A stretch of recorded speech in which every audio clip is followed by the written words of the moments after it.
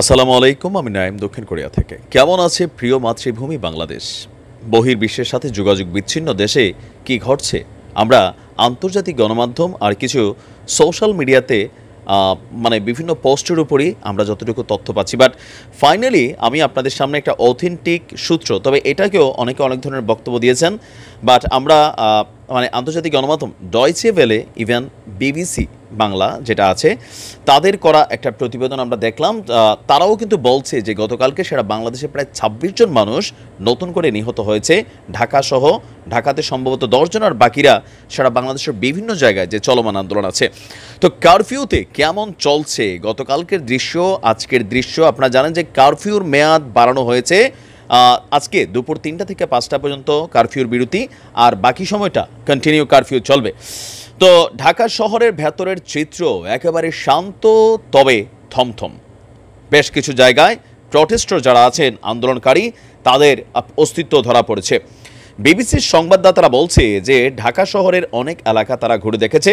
এ সময় গুলশান, তেজগাঁও, কারওয়ান বাজার, মগবাজার, মালিবাগ, খিলগাঁও, কমলাপুর এলাকায় গিয়েছিল। এইসব রাস্তায় আপনার পুলিশ কিংবা সেনাবাহিনীর টহলটা তেমন দেখা যায়নি।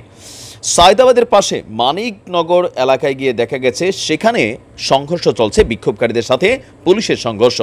এ সময় পুলিশ টিয়ারশেল ছুড়ছিল, পাশাপাশি সাউন্ড গ্রেনেডের বিকট শব্দে প্রকম্পিত হয়েছে।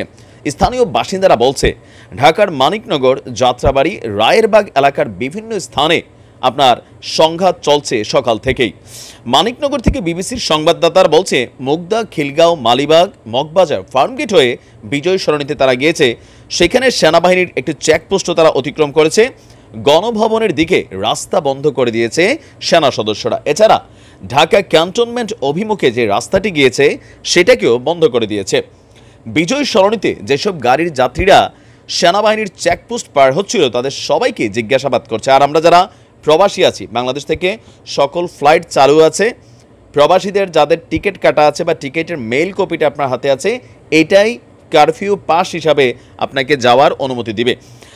আর আমরা দেখছি যে গণমাধ্যমগুলো বলছে, বিবিসি বলছে সেনাবাহিনীর একটি চেকপোস্ট, সেখানে দেখা যাচ্ছে যে কাকুলি, বনানী, আর্মি স্টেডিয়াম, বিমানবন্দর হয়ে টঙ্গী পর্যন্ত যান সংবাদদাতারা।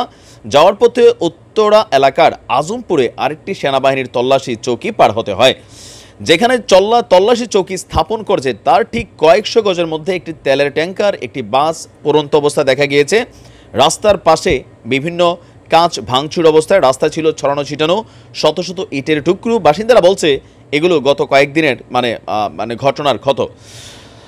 আর আমরা যদি দেখি বিআরটি এর জন্য আনা বহু এসকেলেটর আগুন দিয়ে জ্বালিয়ে দেওয়া হয়েছে। বিআরটির প্রকল্পের জন্য এসকেলেটরগুলো সেখানে লাগানো ছিল। মানিকনগর থেকে যাত্রাবাড়ি এই দীর্ঘ রাস্তা ঘুরে সেনা সদস্যদের টহল তেমনটা পড়েনি। রাস্তায় কিছু রিক্সা চলাচল করছে। এছাড়া শহরের বিভিন্ন অলিগলির মুখে জটলা হয়ে মানুষ বসে থাকছে। আর বিভিন্ন জায়গায় আমরা সমন্বয়কদের যেই বার্তাগুলো বিভিন্ন সোর্সে পাচ্ছি বা দেখছি, সেখান থেকে বলা হচ্ছে যে এই আন্দোলন এখন ভিন্ন রূপে তারা চিন্তা ভাবনা করছে। যেহেতু মূল সমন্বয়ক যারা গ্রেপ্তার হয়ে গেছে পুলিশের হাতে, বিডিবির হাতে, তো বাকি যারা ছড়িয়ে ছিটিয়ে আছে তারা ভাবছে যে এখন এটাকে আজকে যে রায় হতে যাচ্ছে সেই রায়ের পরেও তারা এটাকে মানবে না। তারা যাবে হচ্ছে আপনার সরকারের পদত্যাগ, মানে প্রধানমন্ত্রীর পদত্যাগ। তবে এই জিনিসটা আবার এত সোজা না যতটা ছাত্ররা ভাবছে। কারণ পরিস্থিতি আমি যদি দেখি গত কয়েকদিনের তুলনায়, গতকালকে মোটামুটি সেনাবাহিনী নামার পরে 50% কিন্তু কন্ট্রোলিং হয়ে গেছে। আর যত দিন গড়াবে যে কোনো আন্দোলন এটা আস্তে করে তার শক্তি হারাইতে থাকে। বিএনপির নেতারা গ্রেপ্তার হয়েছে, সমন্বয়করা গ্রেপ্তার হয়েছে। সারা বাংলাদেশে পুলিশ সাঁড়াশি অভিযান চালাচ্ছে বিভিন্ন জায়গায়।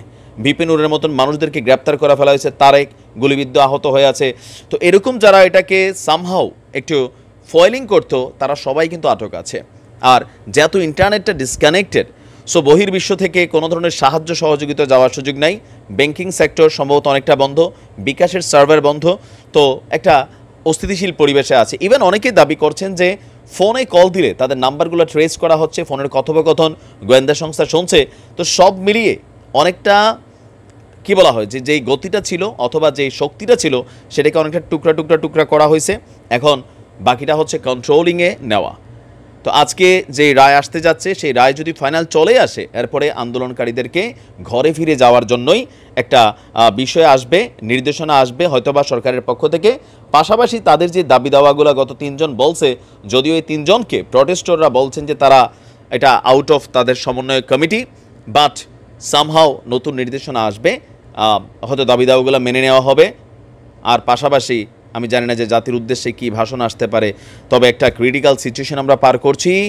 আর যে ভিডিওগুলো আপনারা বিভিন্ন জায়গায় দেখছেন, সেনাবাহিনীর সাথে সারা বাংলাদেশে কোথাও কোনো সংঘর্ষ কোনো প্রটেস্টারদের হয়নি, আপনি টেলিভিশন খুললেই দেখতে পাবেন। যেগুলো দেখছেন এগুলো পৃথিবীর বিভিন্ন দেশের ভিডিও ফুটেজে সেনাবাহিনীকে দৌড়ায়, এই সেইগুলো ভাই আজাইরা ফাও। যাই হোক, প্রিয় মাতৃভূমি শান্ত হোক, দেখা যাক পরিস্থিতি কোন দিকে যায়। ভালো থাকুন, আসসালামু আলাইকুম।